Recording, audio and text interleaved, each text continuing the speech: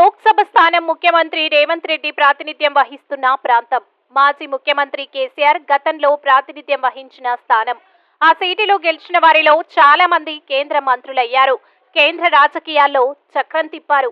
ఓ విధంగా చెప్పాలంటే 5 star rating ఉన్న కాన్స్టిట్యున్సీ అది. అందుకే ఆ నియోజకవర్గంలో పాగా వేయాలని ప్రధాన పార్టీలు ప్లాన్ చేస్తున్నాయి. అసెంబ్లీ ఫలితాల ఊపుతో కాంగ్రెస్, బలమైన ఓటు బ్యాంకుపై ఆశతో బీఆర్ఎస్, ప్రధాని మోదీ చెరిస్మాయే చుక్కానిగా బీజేపీ దూకుడు చూపుతున్నాయి. మరి ఈ పోటాపోటీ నియోజకవర్గం ఏది? అక్కడ ఓటర్లు ఎవరికి జై కొడతారు? కృష్ణా, తుంగభద్ర నదులు ప్రవహిస్తున్న నేల అది. విభిన్న సంస్కృతులకు సమ్మేళనం. తెలంగాణతో పాటు ఏపీ, కర్ణాటక రాష్ట్రాల సంస్కృతులు, సాంప్రదాయాలు కలగలిపి ఉండే మహబూబ్ నగర్ పార్లమెంటు నియోజకవర్గం రాజకీయంగా ఎంతో ప్రాధాన్యత సంతరించుకుంది. పాలమూరు జిల్లాకు చెందిన లేదా ఆ ప్రాంతం నుంచి ఎంపీ, ఎమ్మెల్యేలుగా గెలిచిన నేతలు ఎందరో కేంద్ర రాష్ట్ర ప్రభుత్వాల్లో కీలక పాత్ర పోషించారు. ముఖ్యమంత్రి రేవంత్ రెడ్డి సొంత జిల్లా మహబూబ్ నగర్ కాగా, ఆయన ప్రాతినిధ్యం వహిస్తున్న కొడంగల్ నియోజకవర్గం ప్రస్తుతం మహబూబ్ నగర్ నియోజకవర్గం పరిధిలోనే ఉంది. ఇక మాజీ ముఖ్యమంత్రి బీఆర్ఎస్ అధినేత కేసీఆర్ కూడా గతంలో మహబూబ్ నగర్ ఎంపీగా ఎన్నికై ఈ ప్రాంతానికి ప్రాతినిధ్యం వహించారు. కేంద్ర మాజీ మంత్రులు జైపాల్ రెడ్డి, మల్లికార్జున్ మహబూబ్ నగర్ ఎంపీలుగా గెలిచిన వారే. ఇక బీఆర్ఎస్ పార్లమెంటరీ పార్టీ లీడర్ గా పనిచేసిన జితేందర్ రెడ్డి కూడా మహబూబ్ నగర్ మాజీ ఎంపీయే. ఇలా ఇక్కడి నుంచి ఎన్నికైన నేతలు జాతీయ స్థాయిలో పేరు తెచ్చుకోవడంతో ప్రతి ఎన్నిక ఎంతో ప్రతిష్టాత్మకంగా భావిస్తున్నారు. ప్రస్తుతం లోక్సభ ఎన్నికల్లో త్రిముఖ పోటీ కనిపిస్తుంది. అసెంబ్లీ ఎన్నికల జోష్తో కాంగ్రెస్, కంచుకోటను నిలబెట్టుకోవడానికి బీఆర్ఎస్ పోటాపోటీగా తలపడుతుండగా, ఒక్క ఛాన్స్ అంటూ బీజేపీ తరపున సీనియర్ మహిళా నేత డీకే అరుణ గట్టి పోటీ ఇస్తున్నారు. దీంతో అక్కడ ముక్కోన పోటీ కనిపిస్తుంది.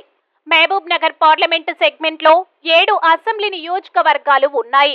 షాద్ నగర్, మక్తల్, కొడంగల్, మహబూబ్ నగర్, నారాయణపేట, జడ్చర్ల, దేవరకద్ర నియోజకవర్గాలు ఈ పార్లమెంటు పరిధిలోకి వస్తాయి. మొత్తం 16,75,000 ఓట్లు ఉన్నాయి. 1957 నుంచి ఇప్పటి వరకు 15 సార్లు ఎన్నికలు జరగ్గా కాంగ్రెస్ పార్టీ ఎక్కువ సార్లు విజయం సాధించింది. గత 3 సార్లు బీఆర్ఎస్ పార్టీయే గెలుస్తూ వస్తుంది. ఇప్పుడు కూడా సిట్టింగ్ ఎంపీ మన్నె శ్రీనివాస్ రెడ్డి మరోసారి పోటీకి సిద్ధమయ్యారు.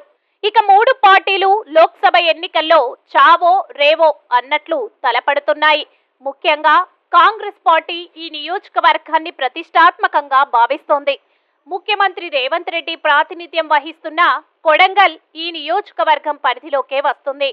మహబూబ్ నగర్లో గెలుపు ముఖ్యమంత్రికి వ్యక్తిగతంగా చాలా ముఖ్యమని చెప్పడంలో ఎటువంటి సందేహం లేదు.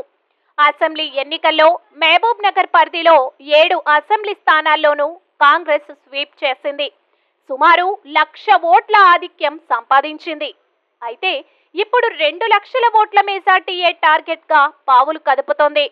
అసెంబ్లీ ఎన్నికల్లో కాంగ్రెస్ పార్టీకి మొత్తం 6,11,514 ఓట్లు పోలయ్యాయి.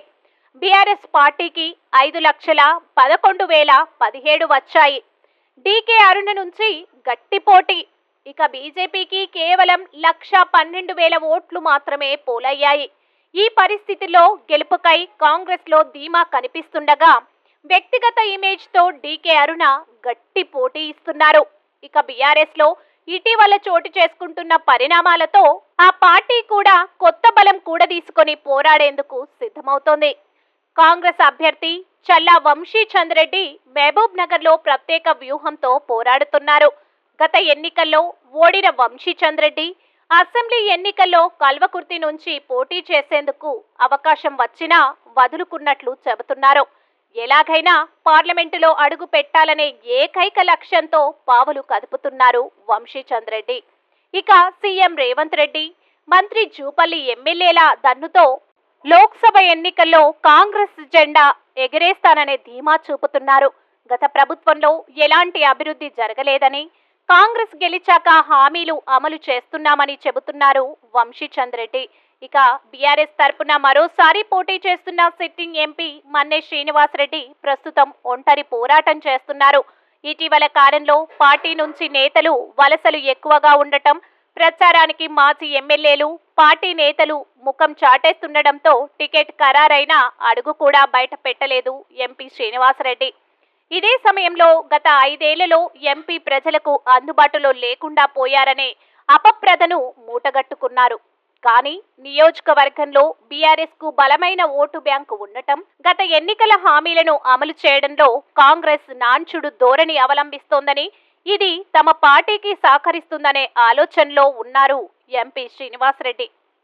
మరోవైపు బీజేపీ కూడా ఈ నియోజకవర్గంపై గట్టి ఆశలనే పెట్టుకుంటోంది.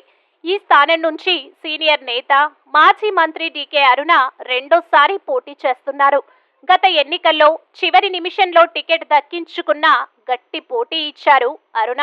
ఇప్పుడు కూడా ఎలాగైనా గెలవాలనే ఉద్దేశంతో విస్తృతంగా ప్రచారం చేస్తున్నారు.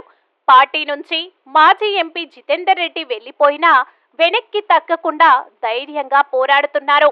మహబూబ్ నగర్ స్థానానికి తానే లోకలని, ఈ నియోజకవర్గానికి సీఎం రేవంత్ రెడ్డికి ఎలాంటి సంబంధం లేదని చెబుతున్నారు డీకే అరుణ. సీఎం రేవంత్ రెడ్డిని ఉచ్చులోకి లాగడం ద్వారా తన టార్గెట్ ఏంటో స్పష్టం చేస్తున్న డీకే అరుణ, నియోజకవర్గంలో ఉన్న విస్తృత పరిచయాలు, కుటుంబ రాజకీయ నేపథ్యంతో కాంగ్రెస్ డి అంటే డి అనే స్థాయిలో పోరాటానికి సిద్ధమవుతున్నారు. అసెంబ్లీ ఎన్నికల్లో బీజేపీకి చెప్పుకోదగ్గ ఓట్లు రాకపోయినా జాతీయ కోణంలో జరిగే పార్లమెంటు ఎన్నికల్లో బీజేపీనే ప్రజలు ఆదరిస్తారని విశ్వసిస్తున్నారు డీకే అరుణ. మొత్తానికి 3 పార్టీల మధ్య పోటీ హోరాహోరీగా మారుతుంది. ముఖ్యంగా కాంగ్రెస్ డి అంటే డి అన్నట్లు తలపడుతుండగా బీఆర్ఎస్ కూడా పూర్వ వైభవం కోసం పాకులాడుతోంది. గత 3 ఎన్నికల్లో వరుసగా బీఆర్ఎస్ గెలవగా ఇప్పుడు ఏ పార్టీ గెలిచినా కొత్త చరిత్రను నమోదు చేసినట్లే అవుతుంది. మరి ఇక్కడ గెలుపు ఎవరిదో జూన్ 4నే తేలనుంది.